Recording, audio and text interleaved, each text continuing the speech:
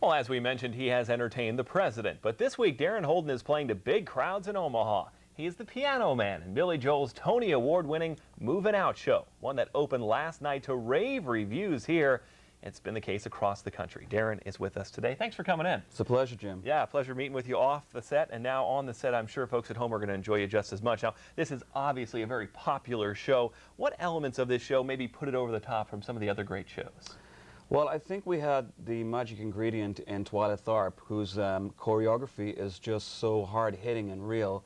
And she wanted to tell a story that was based around the Vietnam War. And she didn't want to like sweep stuff under the carpet and just leave it there and let people do the guesswork. She wanted to like lift up the carpet, bring it back out and say, listen, this happened and you've got to watch it and you've got to look at this, and this is the story. This is what happened to these people during that time. And I think that's one of the reasons why Movin' Out has been such a success. Yeah, very popular with the folks back in our newsroom who saw the show last night.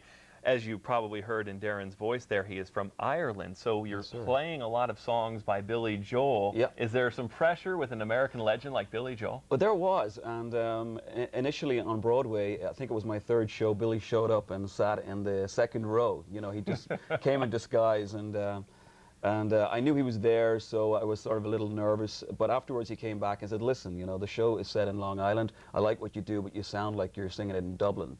So he just said, watch your oars, watch the brogue, and you'll do fine. And then the following day, I was back at my apartment in New York, and I get this package, and it's the first season of The Sopranos. With a little note going, listen to Tony.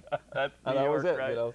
Perfect. Well, he's got a good sense of humor. Absolutely. If you want to find out if you've got rid of the Ireland accent, we're going to let everyone find out here. We have a montage of the show that'll help give you a taste of what to expect. Let's listen in for a few seconds to that. Now going outside of heaven, I smoke beer in the shed. Oh, don't listen to my 45s. Anyone will be alive in the Rocky Road place. The memories stay, yeah. That's why I'm giving the faith, yeah. Keeping the faith.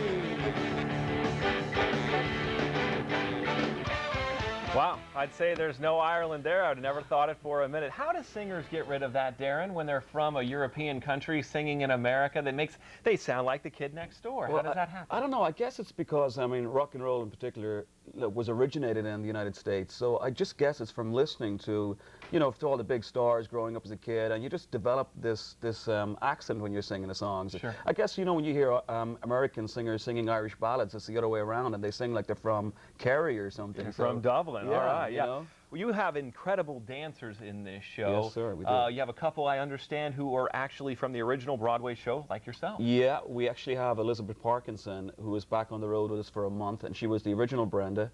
And we also have David Gomez and Ron Todorowski on the cast at this point. So they're like some of the most amazing dancers you're ever going to find on a Broadway stage. You and your family have been doing this for quite a while, 2.5 years on the road. Yes, I understand sir. you have a project outside of this performance, a new CD. What's that? Yes, the CD has just been finished, and it will be released in 1 month. It's still as yet untitled. Okay. So that's the next thing to do, is find a title for it, but it will be available in 4 weeks. Look at Darren Holden when you go on Amazon or maybe the local record store.